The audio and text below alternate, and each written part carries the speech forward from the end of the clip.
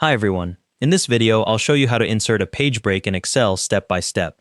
Click on the cell where you want your page break to start. The cell will highlight with a border around it.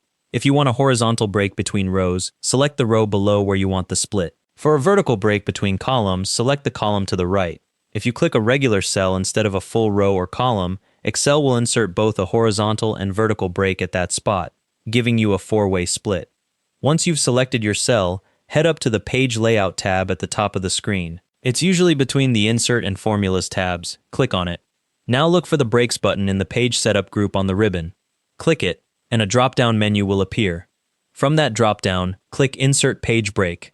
Excel will immediately draw a solid dark line on your spreadsheet, showing where the new break is. That solid line means it's a manual break that you added. If you see dashed lines anywhere else on the sheet, those are automatic breaks Excel inserted based on your page size and margins. To see all your page breaks at once and verify everything looks right, switch to Page Break Preview.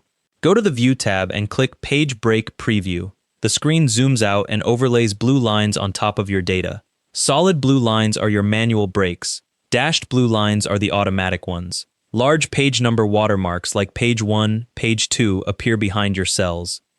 Here are a few quick tips. Before you print, press Ctrl-P to open Print Preview and double-check that your breaks land where you want them. In Page Break Preview, you can drag any of those blue lines to a new spot with your mouse, and Excel updates the layout instantly. If you need to remove a break, select a cell just below or to the right of the line. Go back to Page Layout, Breaks, and click Remove Page Break. To wipe all manual breaks at once, there's a Reset All Page Breaks option in that same menu. Thanks for watching.